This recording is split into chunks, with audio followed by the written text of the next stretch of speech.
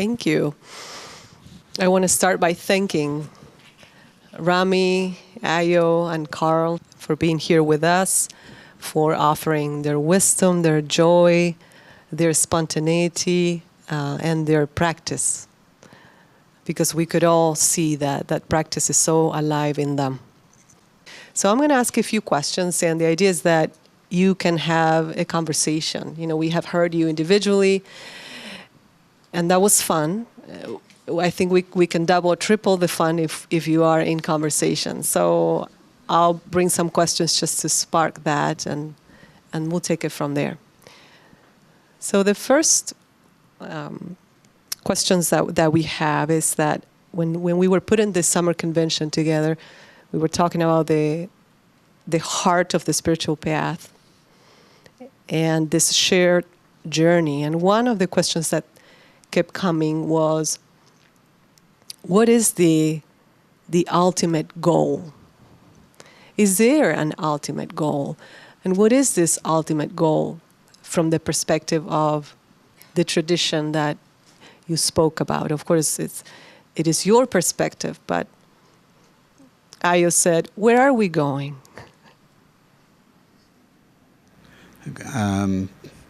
My sense is the ultimate goal is awakening to the aliveness, using that term, but awakening and living from that aliveness, which allows us both our individuality and our individual traditions, but in a larger context of, you can call it consciousness, you can call it God, you can call it Tao, whatever you want to call it. But it allows us for our individuality in the greater non-duality that in which we live and move and have our being, if I can borrow from, St. Paul. That to me is the goal. That's it. That's the whole story, the whole thing. Any religion that doesn't move in that direction, I'm running away from that. Anybody who doesn't go in that direction, who's encased in steel, I mean, I don't want to spend any time with that person, honestly. I'll send them to you. I don't have the skill to talk to them. I don't have the energy to talk to them. I don't have the time to talk to them. I'm trying to because that's just going to drive me nuts. But anyway, that's what I think. That's where I think we need to go. That's where I'm hoping we are going. And any religion worth its salt is taking us in that direction, or it's taking us in the wrong direction, and we need to disconnect from it. When you send them to me, I'm going to charge them extra. Let's just let you know, but it'll be well worth $1. I have to say that I don't know the answer to that question. I don't know if there can be an answer to that question. I know what I long for.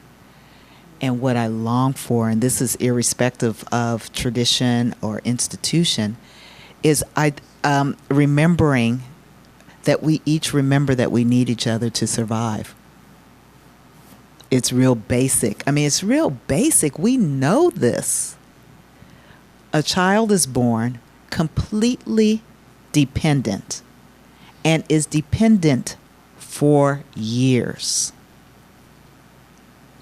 And then, as the result of traumas, sometimes we get stuck in a particular age mentality.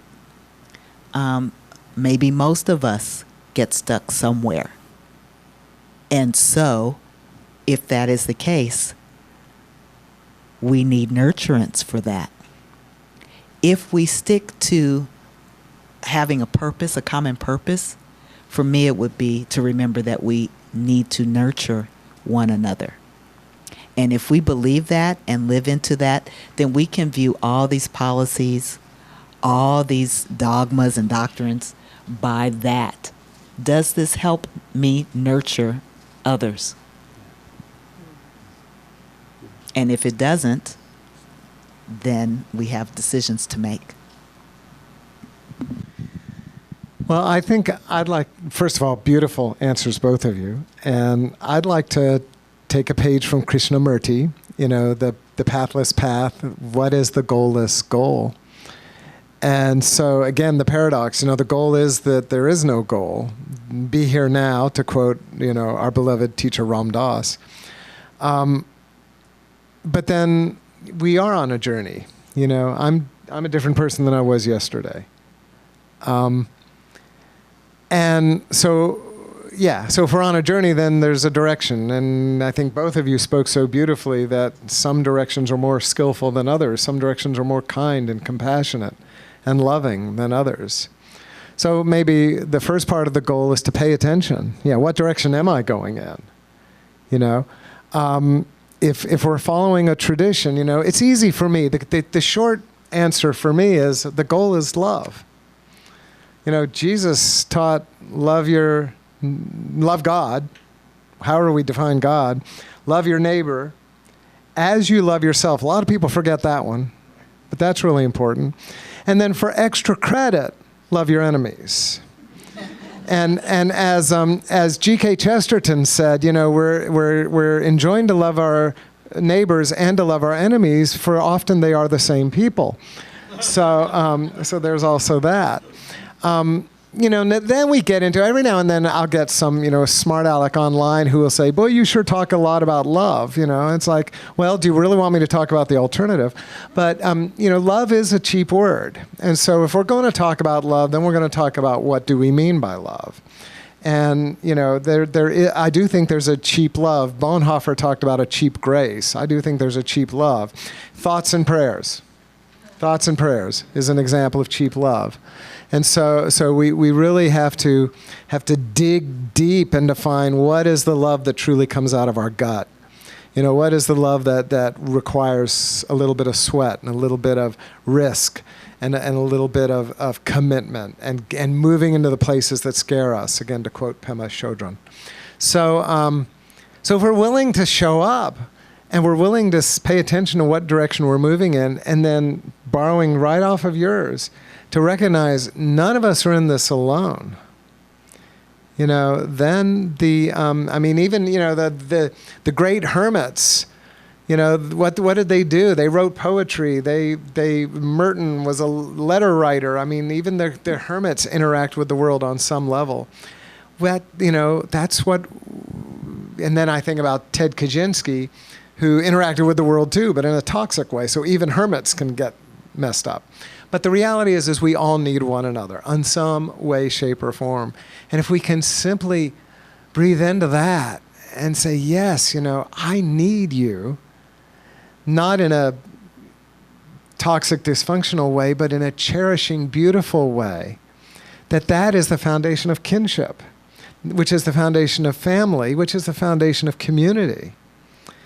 And I'm an introvert. I love being alone. I love time alone. But I so cherish the people in my life.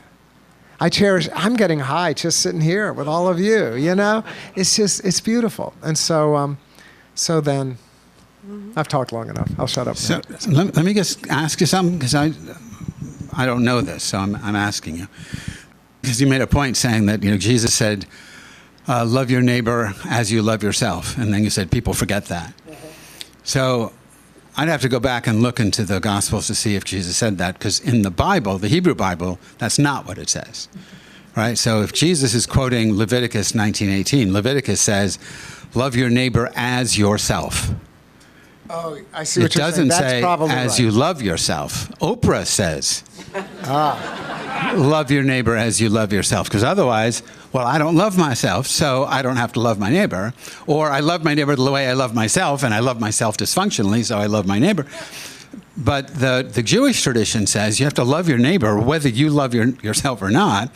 And then, but the mystical tradition says you have to love your neighbor as yourself, because your neighbor is yourself. And then, if I can just say one more thing, the Hasidic mystic Reb Nachman of Breslov, 1700s, said, because Hebrew, it doesn't have vowels when you read the Bible, it just has consonants, so you can change the vowels. The word neighbor is re, and the word for evil is ra, but the consonants are the same. So he said you could read love your neighbor as yourself, but he said it also could say, love your evil as yourself, because if you don't own your own evil, you're going to project it onto your neighbor. And this is hundreds of years before Jung. You're going to project your evil on your neighbor, and you can't love your neighbor unless you love your own dark side, and then you can love your neighbor as your neighbor truly is. So I don't know if Jesus was quoting the Bible or not, but the Bible, the Hebrew Bible itself, doesn't say. I was quoting the gospel according to Oprah. Oprah, No. But I think, what I have seen, other than Oprah, in the contemplative tradition is that the love is implied there. But yeah, we can get into hermeneutical rabbit holes over that one. So, but Carl, you just said contemplative Christianity, and you also talked about contemplation, contemplative reading. There's a contemplative call. Be in a contemplative. Can you talk a little bit about what that means? do we have all day? No, just 5 minutes. 5 minutes, yeah. Well, because the word, even within Christianity, the word contemplative gets used in a variety of different ways. So my training is primarily in the Cistercian Trappist tradition and in the Jesuit Ignatian tradition. And of course, they both use it totally different ways. So let me try to give you both of those. In the Cistercian Trappist, contemplative essentially means radical silence. To be a person of contemplation is to be a person that acknowledges our language ultimately fails us in terms of how we talk about God, how we talk to God, even presumably how we talk to one another, that there is an insufficiency in language, and that insufficiency can only be met through radical silence. The Ignatian tradition, which is a younger tradition, it really only dates back to the 16th century, so around the time of the Protestant Reformation. But Ignatius had a more positive understanding of contemplation, but for him, contemplation was maybe closer to our secular sense of the word. You know, to contemplate something is to mull it over, you know, to think about it. So it's a more cognitive, maybe more discursive approach. But to be a contemplative would then be to ponder, to use your imagination to really get into, for example, in like one of the gospel stories, you know, the story of Jesus preaching the Sermon on the Mount.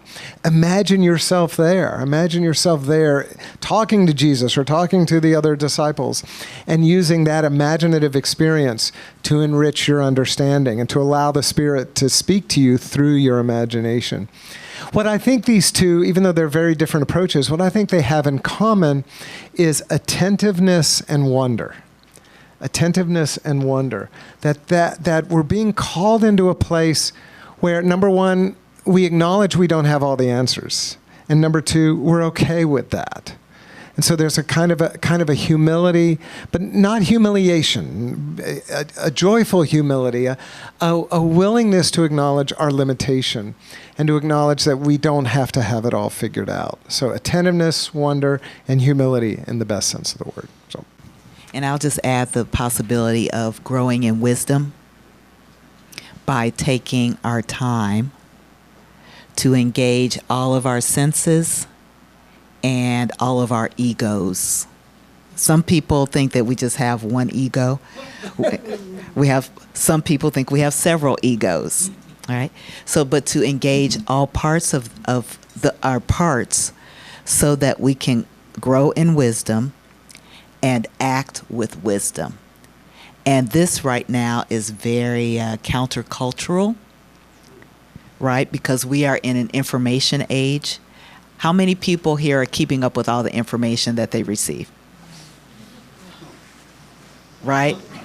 No one. We can't. We are flooded.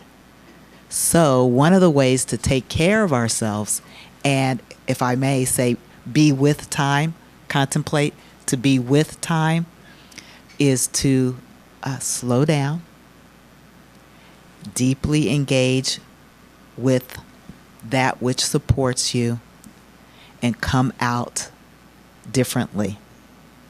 Allow yourself the time to do that.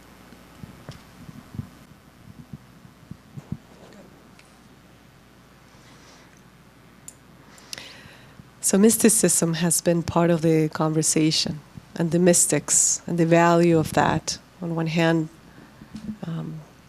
so valuable, and on the other, the best kept secret in some traditions. Why do you think is that?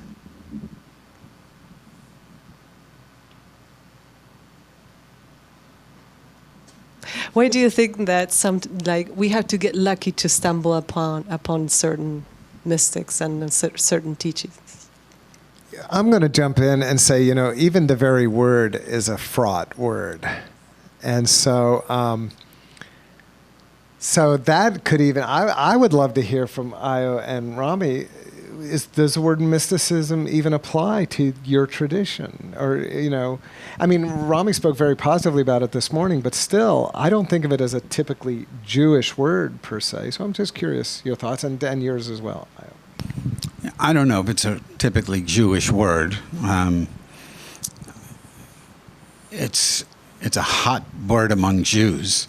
It's a buzzword among Jews. My definition of a mystic is a person who is not satisfied with a secondhand God, right? So for me, a mystic is someone who wants, like the Bible says, taste and see, right? They want an experience of the divine. They don't want to just read about it or whatever. They don't want that secondhand. They want a firsthand experience of the divine. I think that most people don't want that. They want to read about it. They want to see how complicated it is so they never actually have to do it. But they don't want to have that experience because I think intuitively they know that to experience the divine I am, if you want, the divine consciousness is to lose your own sense of ego, even for a second, or all your egos, even for just a short while. And that scares the crap out of all your egos, and they don't want to do it. So even if you're in meditation or whatever it is, if you're coming close to that, someone of those egos is going to go, oh, I got to pee. And they're going to break the thing. So because they don't want to die. But like the Sufis say, you have to die before you die.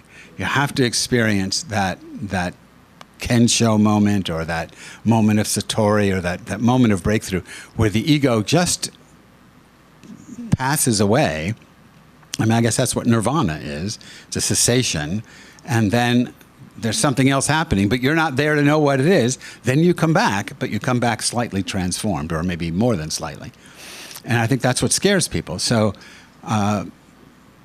we like to read about the mystics, but most of us don't want to be a mystic because it's too scary. Not that it's too hard, it's just too scary. Thank you. Fraught.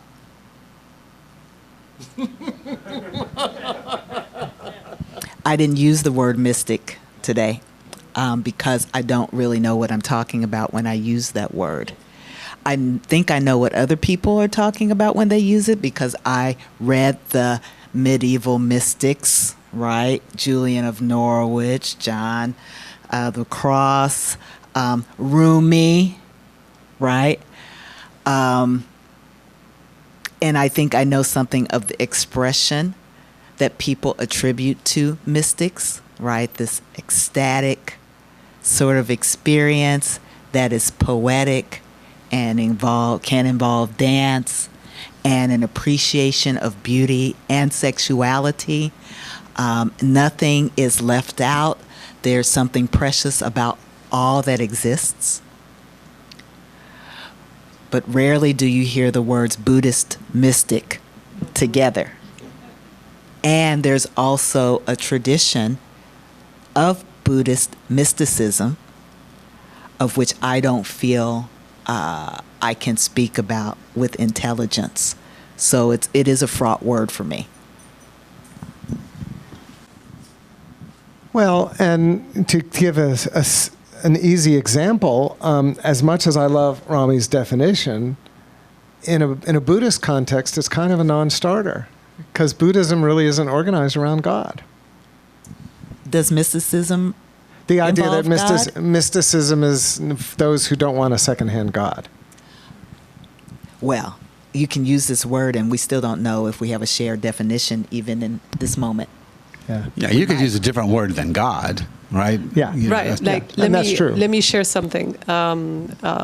Evelyn Underhill has this definition in Practical Mysticism. She says, mysticism is the art of union with reality, with a capital R. So from that perspective, another question would be, what is the relationship between belief and having that experience of knowing reality? Do we need a belief system to have an experience of that reality?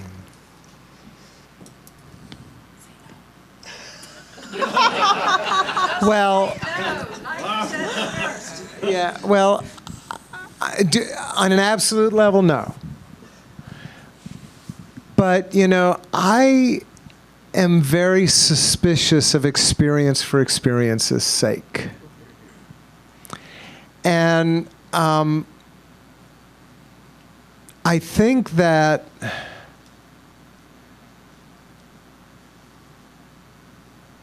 like one of the big questions in kind of the mystical world is, are all mysticisms the same, or are there different flavors of mysticism? And I think it's essentially an unanswerable question, but it's kind of fun to watch people argue about it, And, but maybe even the more interesting question is, the best analogy I can give is from the world of psychedelics. So, you take a psychedelic like psilocybin or LSD or something like that, and you can experience dissolution of your ego. For some people, this is a blissful experience. Oh my God, I'm one with God. And for others, it is flat out terrifying. The classic bad trip, quote unquote. And I think, if you've talked to people who are doing that kind of research, they will tell you, and this goes all the way back to Timothy Leary and those guys, that your set and setting matter. It matters. Your environment matters. The ideas you're bringing, your intention, what you hope to gain from the experience, all of those things matter. So the story we tell about the experience matters to the experience. It matters to how we interpret the experience, how we understand the experience, how we make sense of the experience. And so, so if you say to me that if Ayo as a Buddhist and me as a Christian, we both can have an ego-dissolving experience, is it the same experience? Well, I suppose if you hooked up electrodes to our brain and had two monitors, the monitors might look exactly the same. But there's still the question of how we interpret it, which goes back to our life stories, our own experience of, of our health, our trauma, our psychological makeup, yada, yada, yada. But then also the stories that we have about what this means, or what difference does this make, or what am I being called to as a result of that. So I think all of that really does matter. And this is one of the reasons why, like in my talk this morning, I took a couple of cheap shots at dogma, because dogma is kind of an easy target. But I don't think there's anything wrong with having consensus ideas or even consensus beliefs. What bothers me about dogma is when we start weaponizing it against people who have a different way of seeing the world. There's always got to be an allowance for diversity and creativity. But imagine if every time, a group of people got together, you had to argue over, what words were nouns and what words were verbs. We'd never get anything done. Language is a consensus.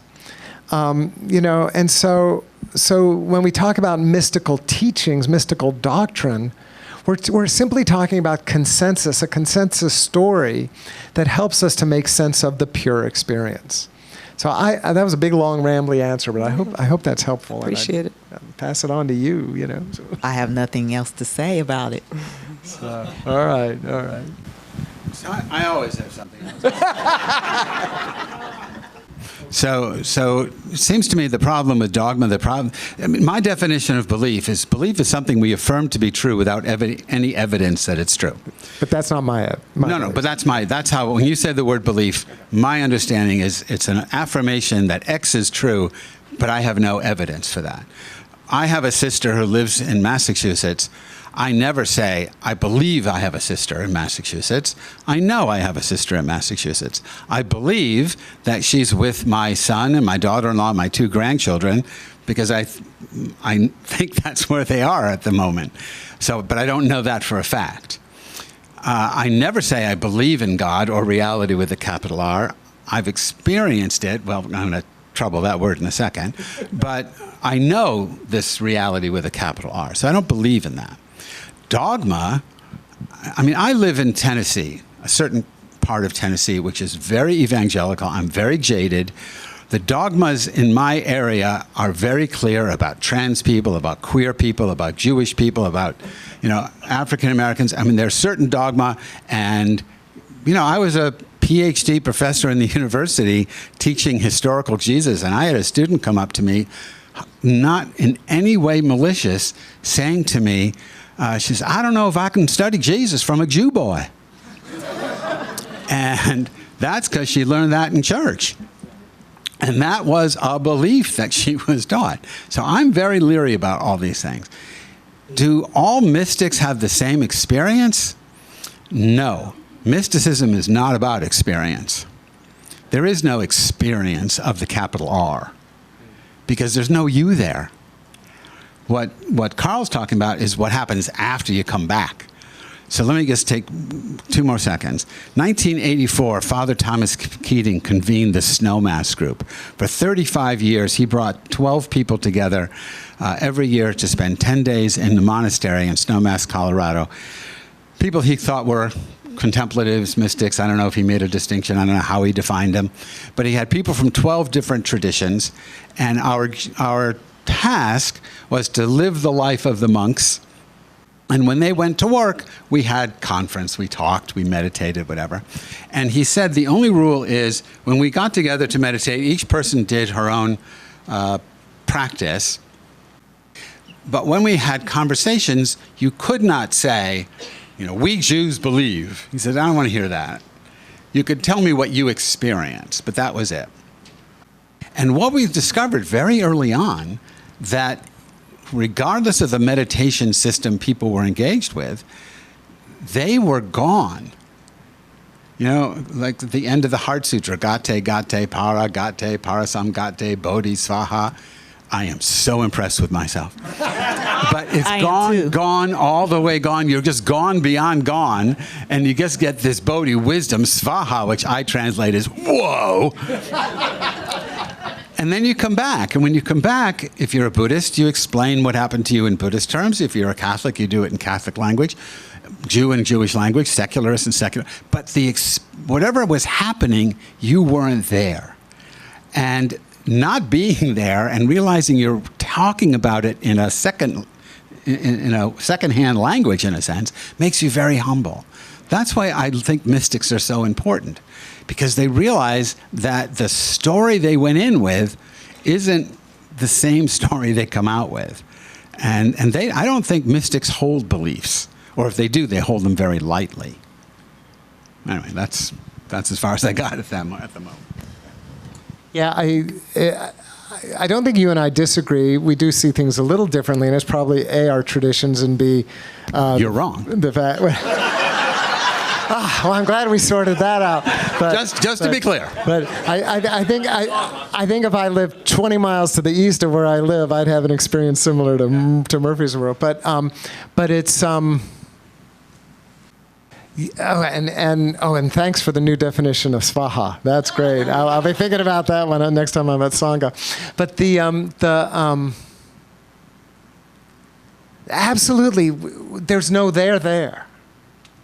The whole point behind the practice, and again, it's like, what is mysticism? What is practice? And this gets back to goal. But when I'm just talking about practice, is to essentially give the ego the time off. Somebody was asking me about centering prayer after my talk this morning, and I said, at that moment that you really dive into the silence, you don't know it's happening, which is essentially what you're saying. And so, but then the interesting question is where, how do we talk about it afterwards? And I think where I define belief slightly differently than you do is that I have more of a constructivist approach.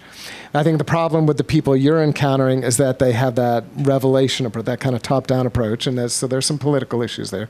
But a constructivist approach, we construct language, we construct ideas that give us a common symbol system that we can talk. So let me just add one more thing. Mm-hmm. Isn't that what makes it interesting? Yeah. Afterwards. Exactly. The fun is we sit around, whatever happens, but then afterwards, I'm not speaking for anyone else except I'm going to say maybe the three or four of us. I can't think of anything more fun than talking to the two of you guys about this stuff. Even though we don't use the same language, I know what you're saying. It's just so interesting to me to hear how you frame this stuff, because then it enhances the way I understand it. Rami, can you share with us that quote from your book that is like that religions are like languages?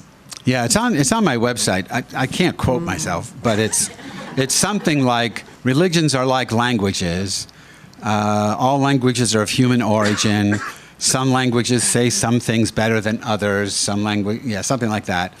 But the more languages you know, the more literate you are, the more nuanced your understanding of reality is.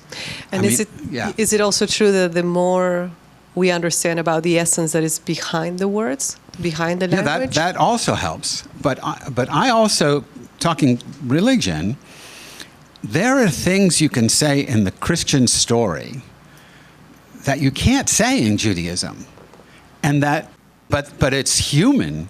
So I'm not going to go into any details, but the crucifixion, the crucifixion, death, and resurrection of Jesus is so powerful as a human archetypal story.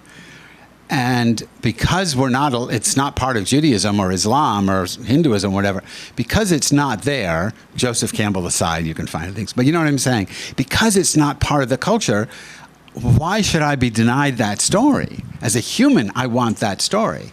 As a human, I want the Mary story. I want, I want the Buddha story. I want all these things.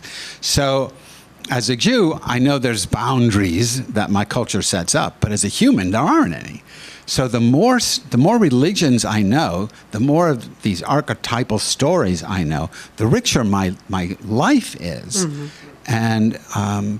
And that's something that, when Theosophy talks about the study of the world's religions, I taught world religions in the university. That's not the kind of study I think we're really interested in. Mm-hmm. It's more of the Joseph Campbell kind of study. It's more of the archetypal kind of study, where we're dealing with these powerful psychic revelations that are true for everybody.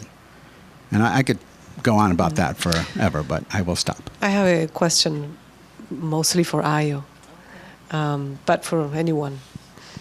So as spiritual seekers, we often encounter doubt, uncertainty, moments of crisis along our journey.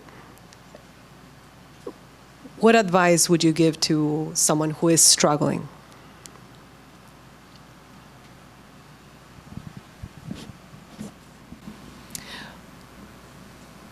Those are normal experiences.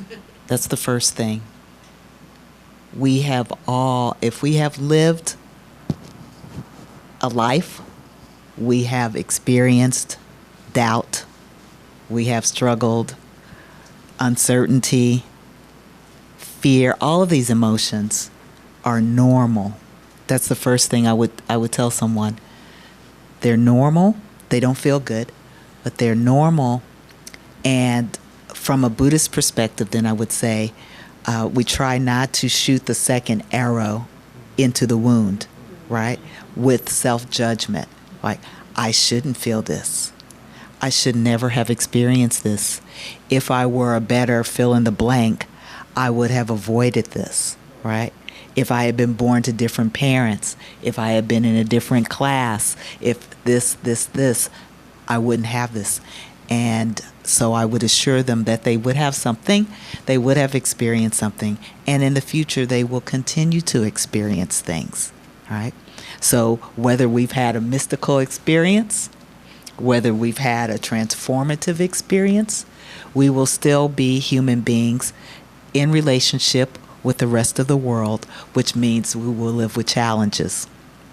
Then the question becomes, if you accept that as a reality, how then do you want to meet the challenges before you? Right? Or maybe the question is, do you want to meet the challenges before you without the need to retaliate against others for the pain that you feel and will feel in the future, so that we can start building our ethical commitments, making them even stronger. Part of what we're seeing now is we want to blame somebody for our pain, right? We want to blame others for our suffering, for our not having the career that we wanted to have, for having the neighbors that we have, for what have you. We need someone to blame, largely because we haven't built up the resilience to take the responsibility for just being human.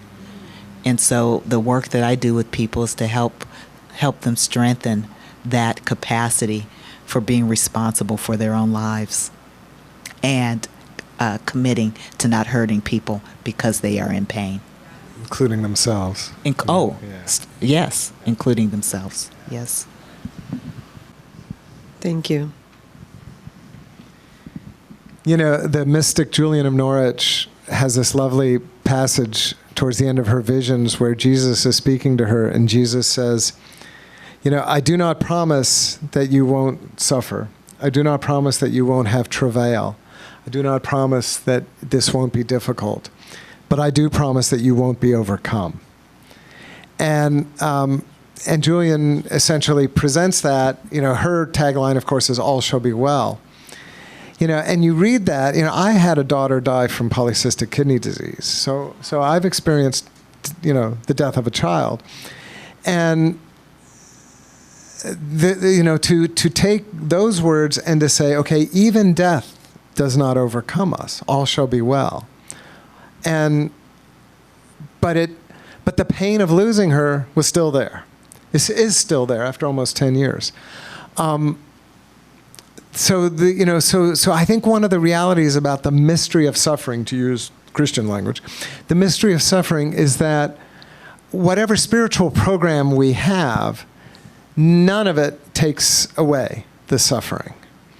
The most I think we can hope for is how do we find a meaningful way to be in the suffering, to walk through the suffering, to allow the suffering to break our hearts and possibly transform us and lead us to the place where we can be healed. And even as I'm saying these words, I'm really conscious of the danger of turning suffering into some sort of a religious fetish. And in the Catholic world, you will hear, they call it being a victim soul. And it's something that I find very disturbing. This idea that we should fetishize our suffering, that somehow Jesus likes it when we suffer. I think it's terrible theology. It's really, really bad theology, but it is out there. And so I just want to call that out a little and to say that it's never about, and with my students, I will always say, you do not go looking for your cross to carry. God will provide you with the cross that you are asked to carry. And then the question now becomes, how do you carry the cross with dignity and with appropriate care and making sure nobody gets hurt and so forth. So it's, I think this is maybe the difference between the two arrows. The first arrow is the suffering is. The first noble truth. We live in a world with suffering. If you haven't experienced it yet, you will. Then the question is, how do we meet that experience? The second arrow is a way of meeting it unskillfully. And I think maybe, spiritual wisdom at its best provides us with the resources to meet it with some grace and some resilience. So.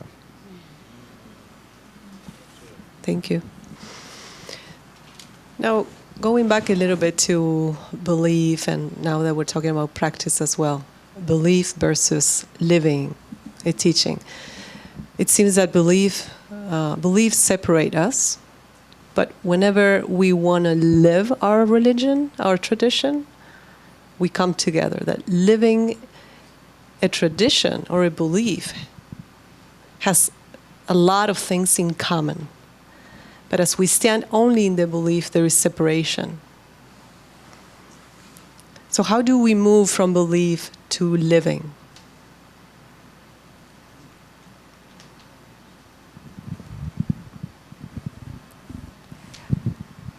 Well, may I share a perspective? Yeah, sure. Before trying to answer that question? Yes. I may not answer the question. I don't know if the separation is that. I'll put it this way. I think it's very porous.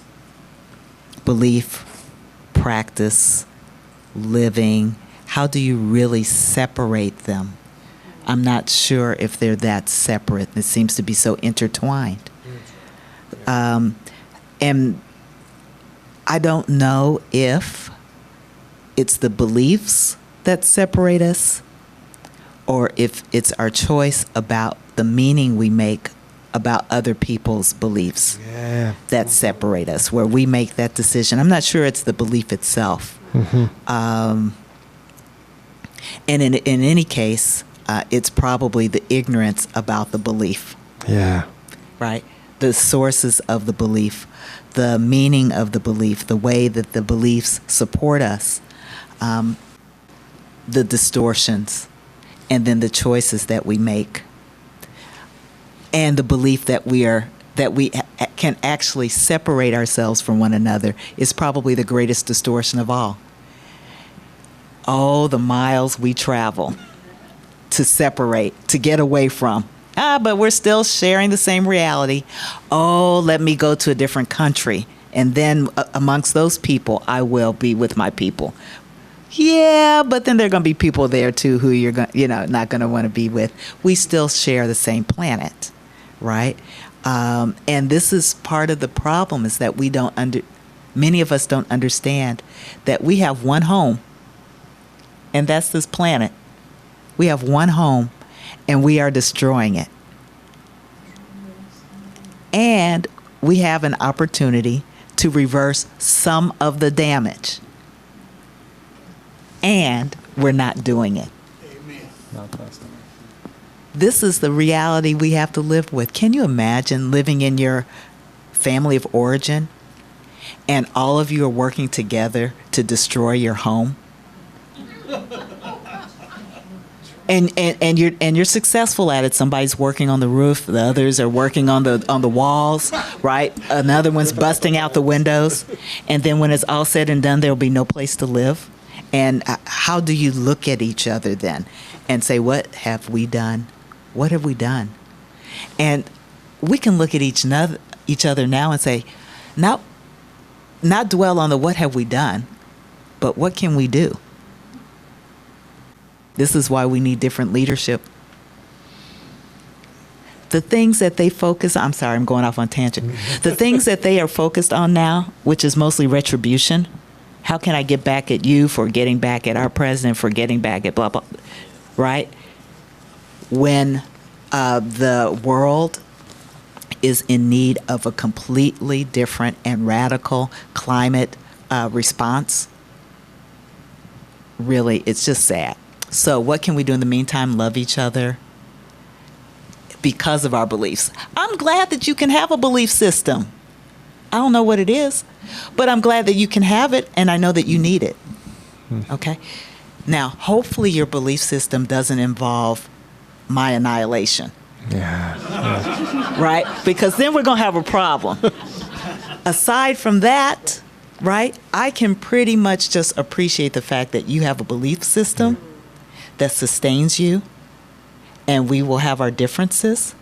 But I also support and respect, which I wanted to talk about if we have time.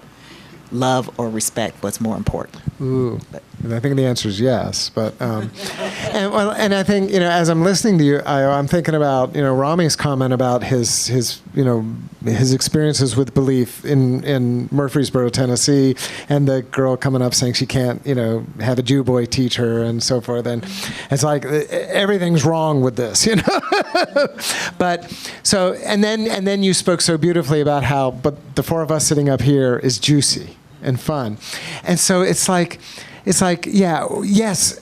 The reality is I mean, even, what is the old joke? I don't know if this is true for Theosophists or not, but I'm going to frame it with Theosophists. Gather 10 Theosophists together and you get 12 opinions, that kind of thing. I mean, that is certainly true in the Catholic world, and I imagine in the Buddhist world and the Jewish world and et cetera, et cetera. I think I first heard it in the pagan world, gather 6 witches together and you'll get 9 opinions, But it's so even our beliefs within our community, there's a diversity.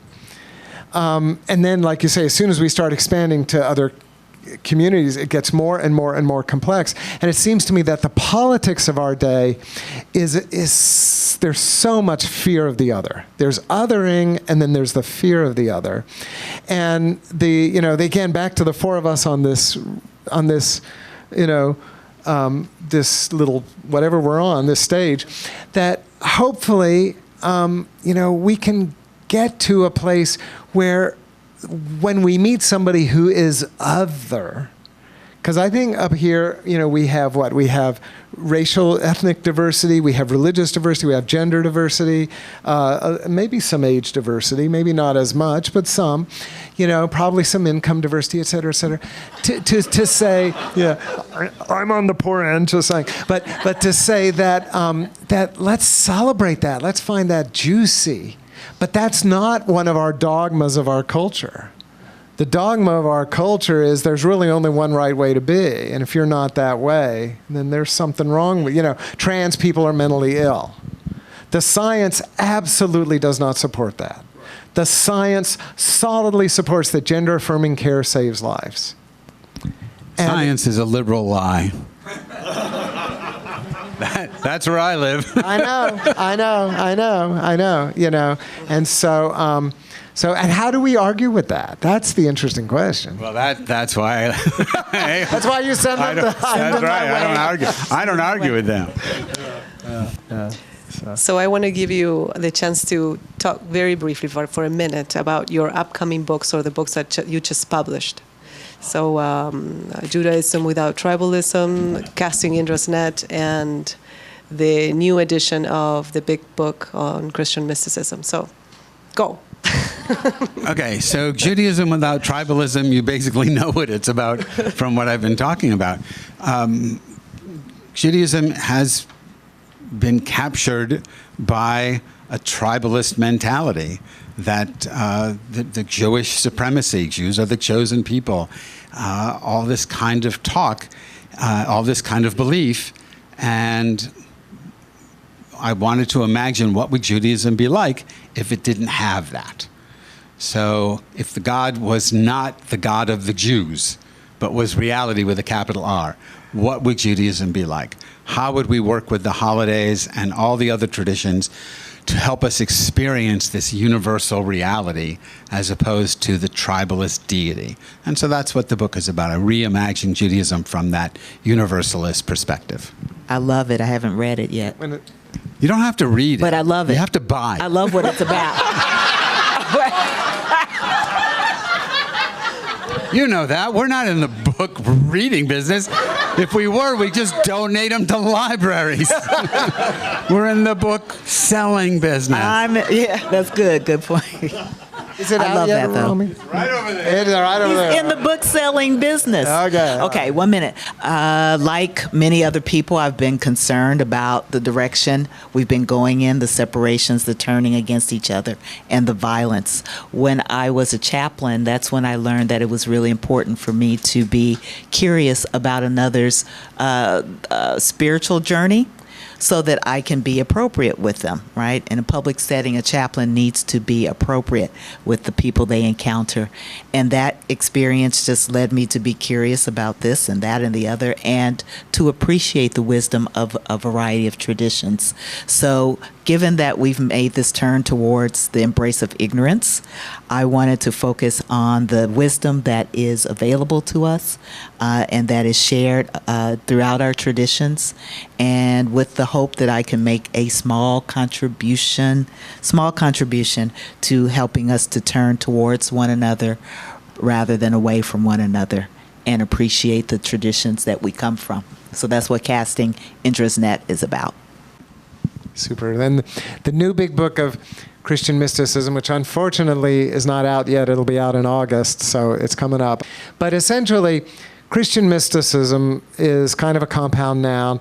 And so the book is written really for two kinds of reader. And the first kind of reader would be Christians, church-going Christians who aren't familiar with mysticism. They're new to the topic, maybe a little scared of the topic or curious of the topic, would like to know more. So really introducing the splendor of mystical spirituality in its kind of larger global sense to people who are part of the Christian faith community.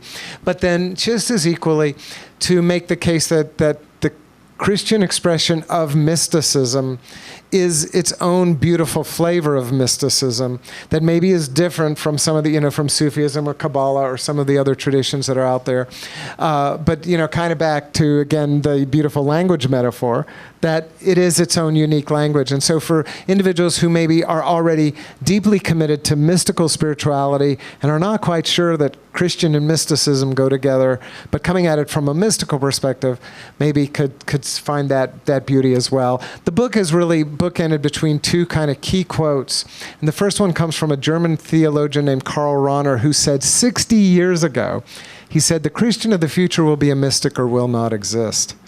60 years ago, we all know that Christian church, the institutional Christianity is imploding. I can tell you in Atlanta, churches are being boarded up, knocked down, and being replaced by multi-use. It's just happening everywhere. Church, I go into a lot of churches, these big, huge, amazing churches, and there are 30 people there, and me in my 60s, I'm the youngest one in the room.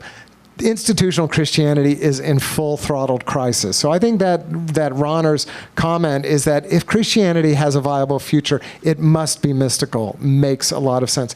And then the second quotation that shows up towards the end of the book comes from a monk named Brother David Stendhal-Rast, who said, "Mystics are not special kinds of people. Every person is a special kind of mystic." And so the idea then is that, that mysticism is not, you don't have to change yourself to be a mystic. Mysticism is really about finding your authenticity, your authentic encounter with the mystery. And so hopefully the book can support people who are on that journey too, whether or not they identify as Christian. The new edition, it came out in 2010. Your minute's up. Okay, but I'm going on. The new edition is about 100 pages longer. I tried to make it more inclusive, more expansive beyond just the white boys club, and more practice oriented. Yeah, less Merton, more Thurman is basically what I'm saying. So yeah, that was really important to me. So I really want to thank you, the three of you, for being here with us. Thank you from all of us to you for this wonderful conversation. I wish this was my living room and we could continue this and talk a lot more.